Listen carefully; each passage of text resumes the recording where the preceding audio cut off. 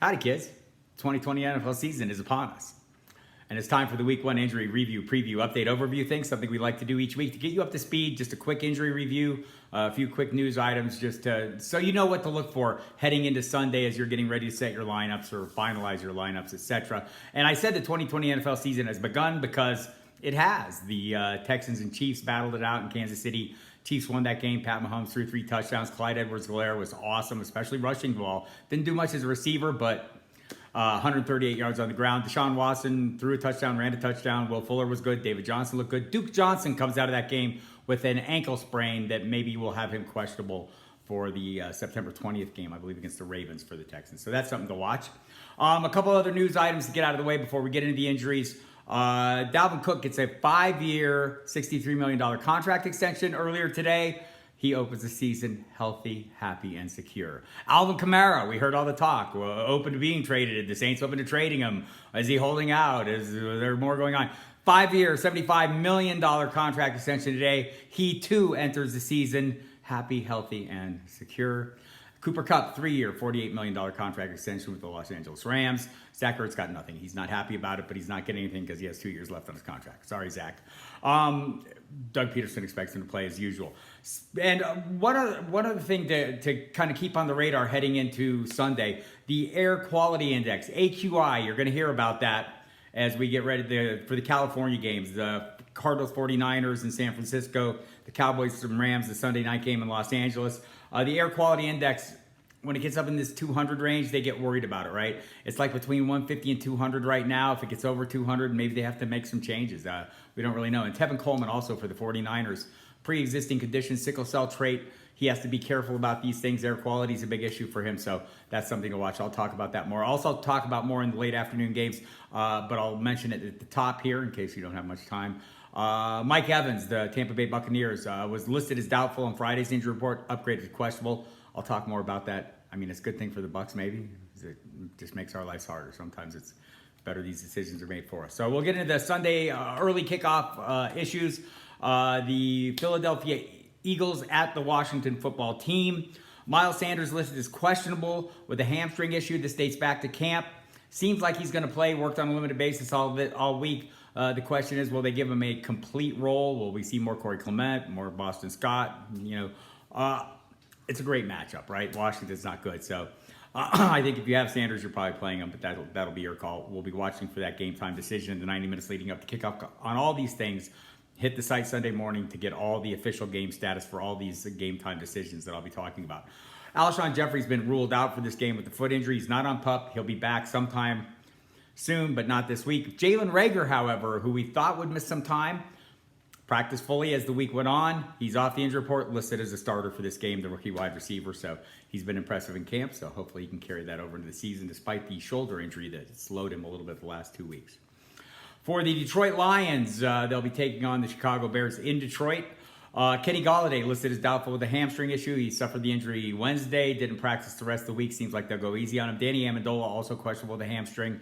What does this mean? Maybe Marvin Hall, maybe the rookie Quintez Cephas playing more on the outside. Marvin Jones is the obvious guy you'll look to. TJ Hawkinson says he's healthy. DeAndre Swift off the injury report. He's been limited by a hip in recent weeks. Adrian Peterson has joined the team, so it may be a 3-way split between Peterson, Kerryon Johnson, and Swift to start things out, so be careful with that one. On the other side of the football there, David Montgomery listed as questionable, but he practiced each of the last 2 days. I talked to Patrick Finley of the Chicago Sun-Times. He can't remember the last time a Bears player under Matt Nagy practiced fully Thursday and Friday and didn't play Sunday, so there's that, but he is listed as questionable. You'll have to check that and verify that game status. Cordero Patterson, Javon Wims, also questionable knee and Achilles injuries, respectively. They worked on a limited basis all week, so they seem like they have a chance. Ryan Nall will get the early down between the tackles work if something happens to Montgomery or he can't go. Tariq Cohen will keep his pass-catching role. For the New England Patriots, big news there where Cam Newton takes over as a starting quarterback. Turns out Tom Brady's not there anymore. He's in Tampa. We'll talk about that too. Cam Newton's weaponry. Julian Edelman off the injury report, was limited by a knee, but N'Keal Harry listed as questionable with a shoulder. He practiced fully on Friday, talked to the media after practice. The people there who cover the team on a daily basis say that's a really good indication that a player is going to play if those two things happen. Dalton Keene, rookie tight end, listed as questionable with a neck injury. Not so sure about him. Not so sure you should be worried about him until you see something from him. Also, just one other note here. The Patriots, as I do this recording at about 1 p.m. Central Time, 2 p.m. Eastern Time, do not have a kicker on their roster. Nick Folk is on the practice squad. Expect him to be elevated at some point, or they'll sign somebody, but that's something to watch for. It's not there right at the moment. For the Miami Dolphins, Devontae Parker, Preston Williams, Mike Gesicki, all limited throughout the week. They were off the injury report on Friday, so they're good to go. For the Seattle Seahawks at Atlanta, the Todd Gurley era begins in Atlanta. On the other side of the ball, and they're healthy. Julio Jones was added to the injury report on Friday, limited, but this seems like more of a maintenance thing. Minor hamstring issue. He had a sleeve on his leg, but he was running and doing all the things.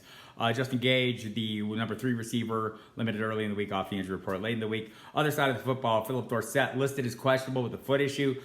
Pete Carroll's talked about him being the fastest guy on the roster. I don't know if they need that guy really right now. A little talk about Chris Carson sharing time with Carlos Hyde. We'll see about that. I'm skeptical until I see it, so I'm playing Carson like crazy. For the Baltimore Ravens hosting the Cleveland Browns, we have Justice Hill, the running back, second-year man, has been ruled out for this game with a foot injury, or thigh injury, I'm sorry. And that kind of thins the herd a little bit, right? Greg Roman said they were going to be playing, the running back roles would change week to week. We expect Mark Ingram to start, J.K. Dobbins in the mix. Gus Edwards, who ran well, 700 yards, 5 yards a carry last season in the secondary role. Maybe Dobbins fills that role. Also, Lamar Jackson's a really good runner. You'll be surprised to learn. So that'll be a tricky situation until we get a little clarity on it, but expect Mark Ingram to be the starter there, and Justice Hill not in the mix. For the Cleveland Browns, everyone's off the injury report and relatively healthy. Jarvis Landry says maybe he's working his way back up to speed or full speed from the hip surgery he had early this year. Says maybe he may need some breaks at times. AJ Green said the same thing for the Bengals, by the way. But they're both starting and off the injury report and no issues there. LaMichael Pirine for the New York Jets at Buffalo has been ruled out with an ankle injury, the rookie running back. Denzel Mims, the rookie wide receiver, has been dealing with hamstring issues since camp opened, but they got worse this week. He came back to practice fully and injured the other hamstring, so he's been ruled out of this one. No telling when he'll be back in action or when he'll get a chance to get up to speed. Rashad Perriman is off the injury report, however, and says his knee is 100%. For the Jaguars hosting the Indianapolis Colts, Devine Ezigbo has been placed on injured reserve. The running back, remember, Leonard Fournette, now in Tampa Bay. Raquel Armstead on the COVID-19 reserve list for the time being, his second trip on there. So that's interesting. So James Robinson will be your starting running back for the Jacksonville Jaguars. Chris Thompson chipping in. Dario Ogunbowale signed this week. Don't know what I would expect from him. Late afternoon kickoffs. Did I mention Mike Evans? Again, upgraded from doubtful to questionable, had a hamstring injury, didn't work at all Wednesday or Thursday, limited on Friday. Boy, what's the expectation here? It's a late afternoon kickoff. You'd have to have viable fallback options in case he is, a last-minute scratch or something happens in pregame warmups. I did talk to Scott Reynolds of Pewter Report Friday evening. He suggested that Evans is going to be the primary guy based on what he saw in practices throughout training camp. Part of that, he said Chris Godwin got a lot of days off. Reynolds wondered if maybe Godwin has had an undisclosed injury we didn't hear about. Just seemed he got a lot of time off. Scotty Miller's a guy to watch there. Rob Gronkowski, according to Reynolds, is third in the pecking order behind Evans and Chris Godwin. So that's noteworthy. But all the tight ends will be involved, and that includes Cameron Brate, OJ Howard, and Gronk. So there's that. So that's one you're going to want to watch closely. Everyone on the other side of the ball is healthy. For the Los Angeles Chargers at Cincinnati, Mike Williams listed as questionable with a shoulder injury that some reports suggested it would cost him a month, cost him all September. He worked on a limited basis this week, seems to have a legitimate shot at playing. If he doesn't, rookies KJ Hill and Joe Reed would step up, would be asked to move up in the rotation. And Keenan Allen, who just got an extension himself, is the primary weapon there anyhow. It's a pretty good matchup, right? And Tyrod Taylor at quarterback there, of course. On the other side of the ball, Joe Burrow makes a start. I mentioned AJ Green, healthy, not on the injury report. Says he might, have to manage his wind. If he needs a blow, he may come out for a play or two, but he says he expects to play a full game. Mentioned for the 49ers, Tevin Coleman, watching that air quality index, AQI, will be an issue for him. Brandon Ayuk listed as questionable with a hamstring injury.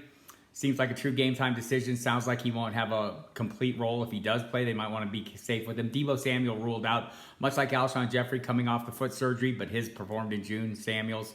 I wasn't sure. I was skeptical that he'd be back, but he is not on PUP. He won't play this week. Ruled out. But expect him back soon. He should be back on the practice field in short order. Cowboys, Rams, injury reports clean. Darrell Henderson's been removed, so it'll be a three-headed monster at running back, although you have to wonder, Henderson dealing with a hamstring injury the last couple weeks, how much to expect from him. Cam Akers and Malcolm Brown also in the mix there.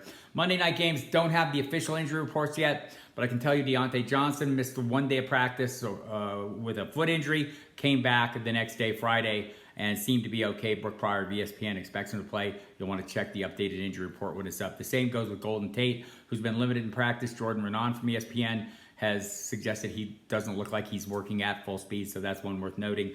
The other Monday night game, there's two of them. There's the Steelers at Giants, followed by the Titans at Broncos. That's where the big news is. Courtland Sutton has a shoulder issue, injured in practice, had an MRI.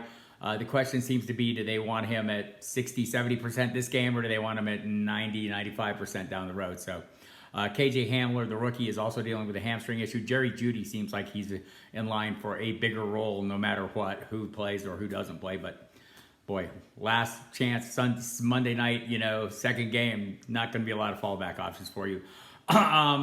If Sutton doesn't go. One of them might be Corey Davis. He was limited early in the week with a hamstring issue, practiced fully on Friday. Darrington and Evans, the rookie running back, has been limited by a hamstring as well. So there you have it. That's your week 1 injury review, preview, update, overview thing. I'll be doing this every Saturday right about this time. I'll also be doing on our live YouTube channel, footballdiehards.com on YouTube. I'll be doing a live Q&A video, lineup questions at 4 p.m. Eastern every Saturday, so check that out. Get your questions in if you have them. I'll do my best to not steer you wrong. Otherwise, hit the site. Tons of content, audio, video, written words, updates through each round of kickoffs, giving you the inactives in the 90 minutes in advance of each kickoff, so you'll have plenty of time to make the adjustments necessary. And now that they're on your radar, you can maybe make some plans in advance to have some fallback options available to you. Thanks for tuning in. We'll catch you next week or later today if you're watching this Saturday and you can catch a live video stream. I'm Bob Harris, over and out.